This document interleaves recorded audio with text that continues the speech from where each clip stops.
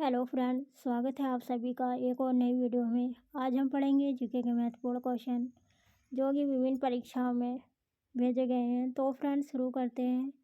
पहला क्वेश्चन है, अल-बरूनी किसके शासनकाल में इतिहासकार था? महमूद गजनवी, बलबन, अकबर, मोहम्मद बिन तुगलक। इसका सही ऑप्शन है महमूद गजनवी। नेक्स्ट, अल-बरूनी महमूद गजनवी के शासनकाल में इतिहासकार थे। अल-बरूनी महमूद गजनवी के साथ भारत आए थे और उन्होंने वहाँ की संस्कृति, धर्म, विज्ञान और समाज के बारे में जानकारी दी थी। अल-बरूनी भारत की संस्कृति और परंपरा के बारे में अध्ययन करने वाले पहले मुस्लिम लेखक थे। नेक्स्ट क्वेश्चन है, इनाम भूमि किसे दिया जाता था? विद्वान और धार्मिक व्यक्ति, मनसबदार, पैतृक राजस्व संग्राहक, कुलीन। इसका सही ऑप्शन है विद्वान और धार्मिक व्यक्ति। इनाम भूमि पूर्व के राजाओं और शासकों द्वारा विभिन्न कारणों से दी जाने वाली भूमि थी। इनाम भूमि को इन कारणों से दिया जाता था: धार्मिक कारणों से, धर्मार्थ कारणों से, व्यक्तिगत कारणों से। इनाम भूमि से जुड़ी कुछ और बातें। इनाम भूमि अधिकारियों को उनकी सेवाओं के बदले दी जाती थी। सेवा इनाम भूमि किसी ऐसे काश्तकारी के अधीन होती थी जिससे कोई विशिष्ट सेवा या दायित्व जुड़ा होता था। लॉर्ड डलहौजी के शासनकाल में 1852 में इनाम आयोग बनाया गया था। इसका मकसद कर रहित जमीन संपत्तियों का पता लगाना और उन्हें जब्त करना था। नेक्स्ट, दिल्ली के प्रथम सुल्तान कौन थे जिन्होंने दक्षिण भारत को पराजित करने का प्रयास किया था? कुतुबुद्दीन ऐबक, नसरुद्दीन खुसरो शाह, अलाउद्दीन खिलजी, जलालुद्दीन फिरोज। इसका सही ऑप्शन है अलाउद्दीन खिलजी।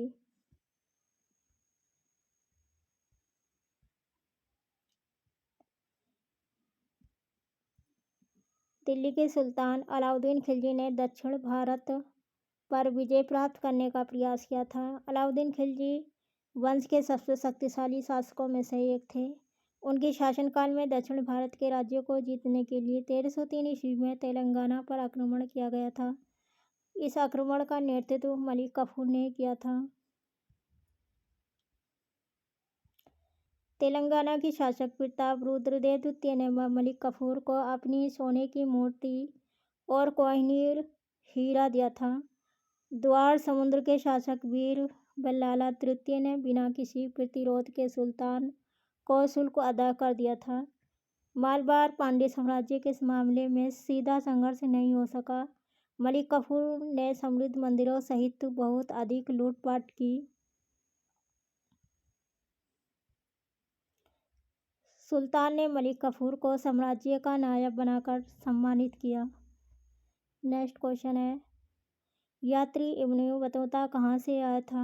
मोरक्को, फारस, तुर्की, मध्य एशिया। इसका सही ऑप्शन है मोरक्को। यात्री इब्न बतूता मोरक्को से आया था। इब्न बतूता का जन्म 24 फरवरी 1304 को मोरक्को के तांजियर शहर में हुआ था। उनका पूरा नाम मोहम्मद बिन अब्दुल्लाह इब्न बतूता था। इब्न बतूता एक मुस्लिम यात्री, विद्वान और लेखक थे।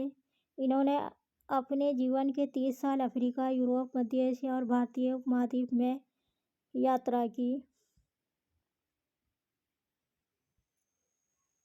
उन्होंने करीब 75,000 मील की यात्रा की थी। इन्होंने 44 से ज़्यादा देशों की यात्रा की थी।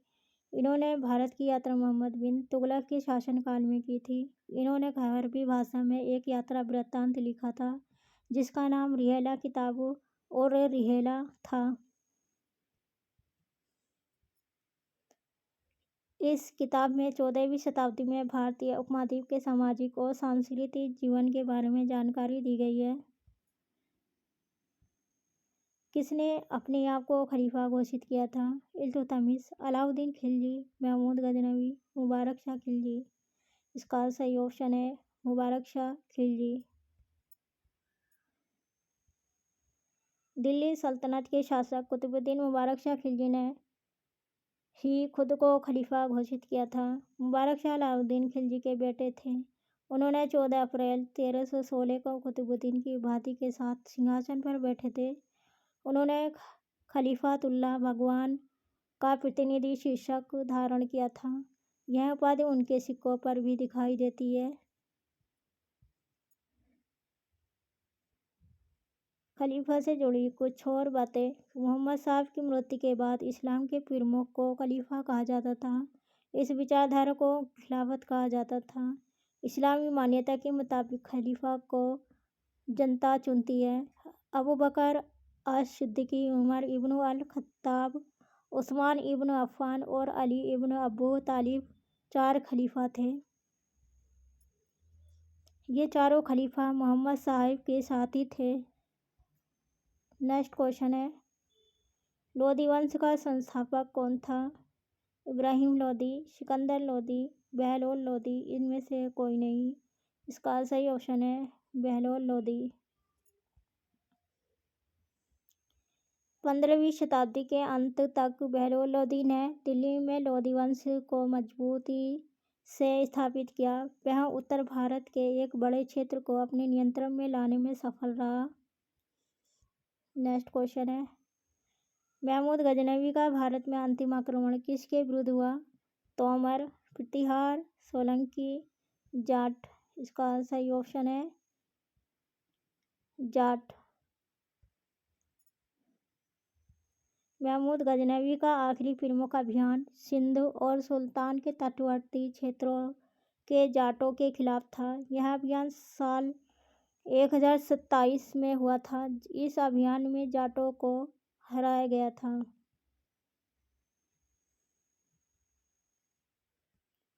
नेक्स्ट क्वेश्चन है, महमूद गजनवी किस वंश का था? यामनी, गुलाम, खिलजी, तुगलक। इसका सही ऑप्शन है यामनी। महमूद गजनवी वंश का शासक था। गजनवी का जन्म 971 में जाबुलिस्तान वर्तमान अफगानिस्तान के गजनी शहर में हुआ था।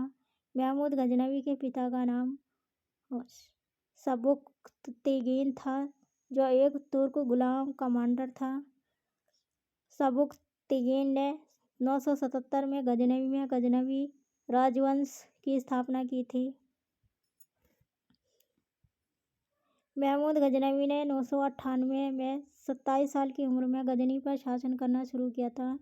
महमूद गजनवी ने 17 बार भारत पर आक्रमण किया था। महमूद गजनवी ने भारत की अपार संपत्ति लूटकर गजनी ले जाई थी। महमूद गजनवी ने भारत में इस्लामी शासन लाने की कोशिश की थी। महमूद गजनवी को मूर्ति भजक भी कहा जाता था। महमूद गजनवी की मृत्यु 1030 में मलेरिया से हुई थी। नेक्स्ट क्वेश्चन है, अल-बरूनी द्वारा रचित पुस्तक किताब-उल-हिंद तारीख-उल-हिंद में किन विषयों की समीक्षा की गई है? भारतीय गणित, भारतीय इतिहास, भूगोल, खगोल विज्ञान, दर्शन, ये सभी। इसका सही ऑप्शन है ये सभी। अल-बरूनी द्वारा रचित किताब-उल-हिंद में इन विषयों की चर्चा की गई है: धर्म और दर्शन, त्योहार, खगोल विज्ञान, रीति रिवाज और प्रथाएं, सामाजिक जीवन, भार तौल और मापन विधियां, मूर्तिकला, कानून, मापतंत्र विज्ञान।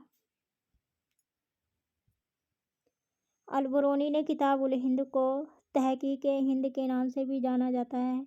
यह अरबी भाषा में लिखी गई एक विस्तृत किताब है। यह 80 अध्यायों में बटी हुई है।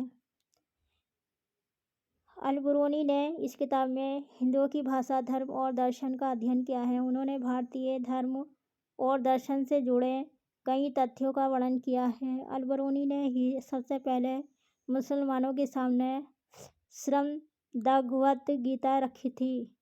अल-बरूनी एक ईरानी विद्वान थे। उन्होंने आधुनिक भूगणित का जनक माना जाता है। उन्होंने कई विज्ञानों का अध्ययन किया था और ज्ञान के कई क्षेत्रों में अपने अथक शोध के लिए उन्हें कई पुरस्कार मिले थे। नेक्स्ट क्वेश्चन है, अल-बरूनी का पूरा नाम था अबू रेहान मोहम्मद, अबू अब्दुल्ला, अली गुरसासिए, इनमें से कोई नहीं। इसका सही ऑप्शन है अबू रेहान मोहम्मद।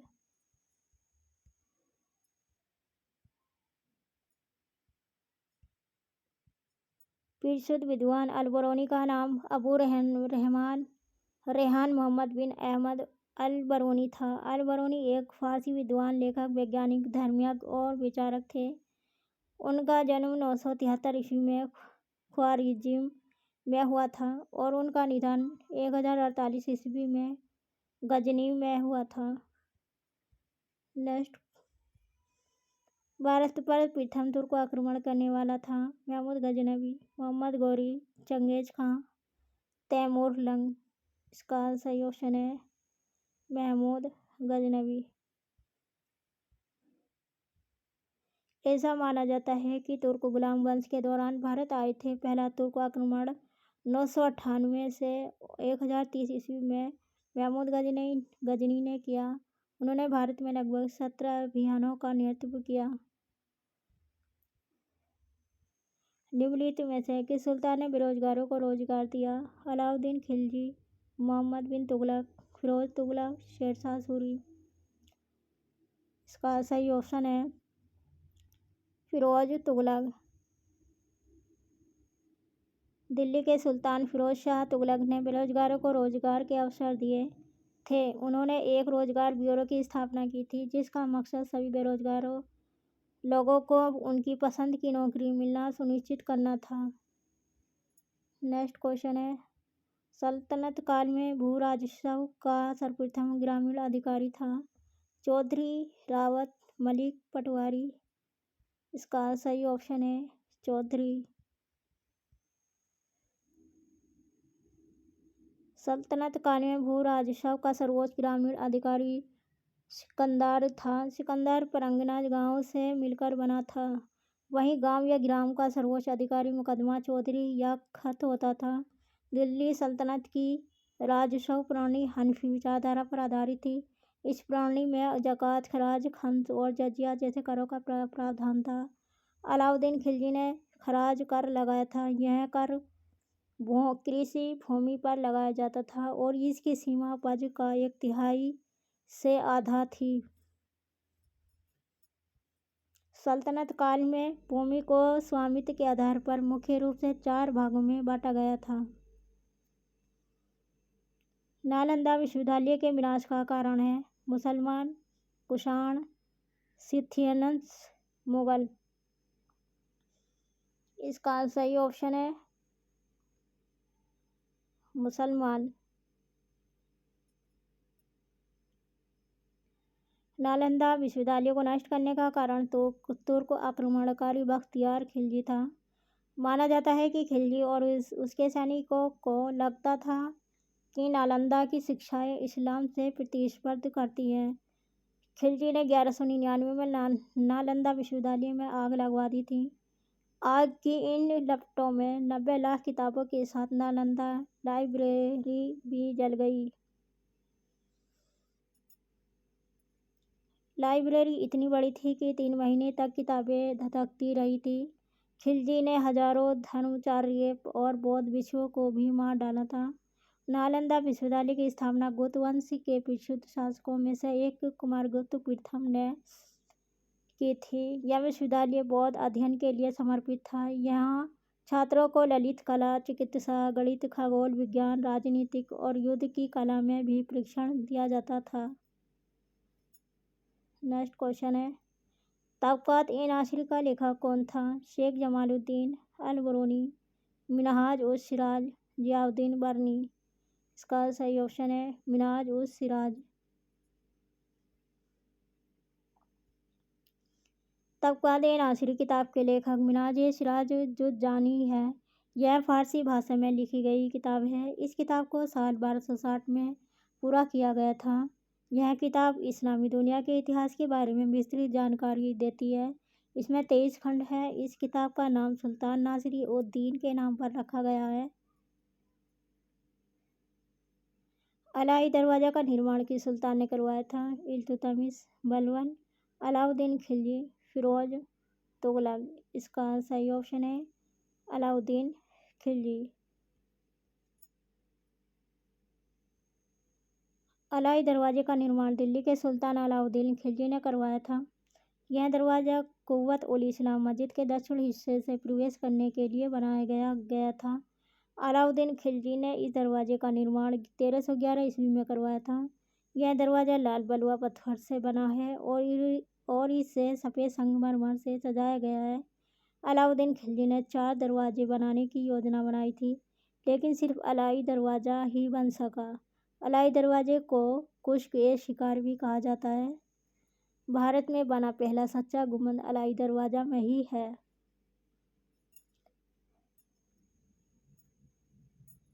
कुतुबुद्दीन ऐबक की राजधानी थी लाहौर, दिल्ली, अजमेर, लखनऊ। इसका सही ऑप्शन है लाहौर। इसने लाहौर का अपनी राजधानी बनाया और कुतुब मीनार की नींव डाली। इसने केवल 4 साल 1206 से 1210 ही राज किया। कुतुबुद्दीन ऐबक की राजधानियाँ पहले लाहौर और फिर दिल्ली थी। कुतुबुद्दीन ऐबक ने पहले लाहौर को अपनी राजधानी बनाया था, बाद में उन्होंने दिल्ली को अपनी राजधानी बनाया। कुतुबुद्दीन ऐबक से जुड़ी कुछ और बातें। कुतुबुद्दीन ऐबक दिल्ली सल्तनत के पहले सुल्तान थे। वे गुलाम वंश के संस्थापक थे। उन्होंने भारत में मुस्लिम शासन का संस्थापक माना जाता है। उन्होंने भारत में पहली बार सुल्तान की उपाधि धारण की। उन्होंने लाल बख्श या लाखों के दाता के नाम से भी जाना जाता है। उन्होंने कुतुब मीनार की नींव रखी थी। उन्होंने अजमेर में 2.5 दिन का झोपड़ा भी बनवाया था।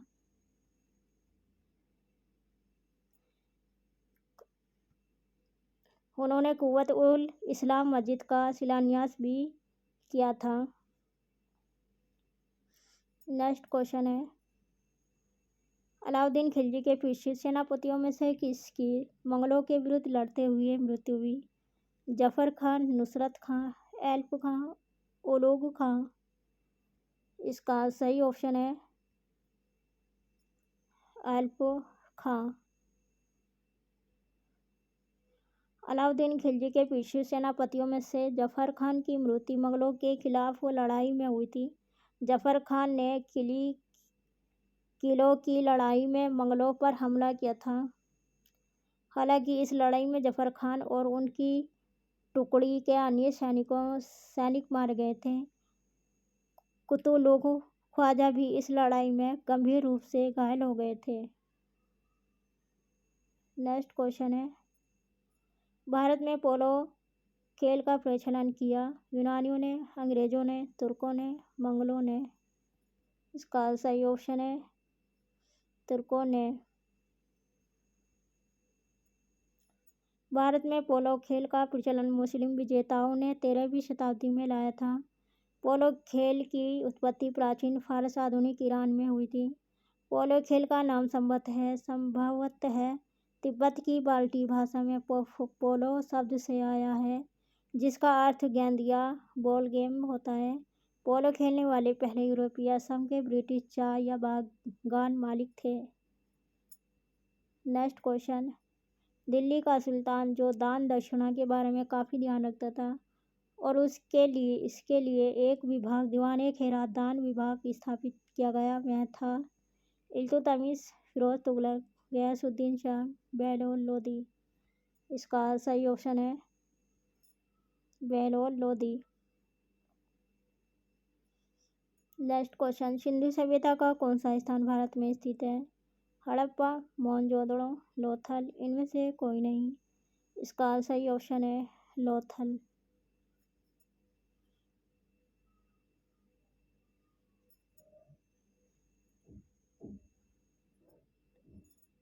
यह स्थल राजस्थान के हनुमानगढ़ जिले में है। इसे करीब 2900 ईसा पूर्व में नियोजित शहर के रूप में बसाया गया था। लोथल यह स्थल गुजरात सौराष्ट्र क्षेत्र में साबरमती नदी और उसकी सहायक नदी के दो गांवों के बीच है। यह प्राचीन सिंधु घाटी सभ्यता के सबसे दक्षिणी शहर में से एक था। तो फ्रेंड्स ये थी आज की हमारी वीडियो। आपको कैसी लगी कमेंट्स करके बताइए और जुड़ी रहिए हमारी वीडियो के साथ। मिलते हैं नेक्स्ट वीडियो में। धन्यवाद।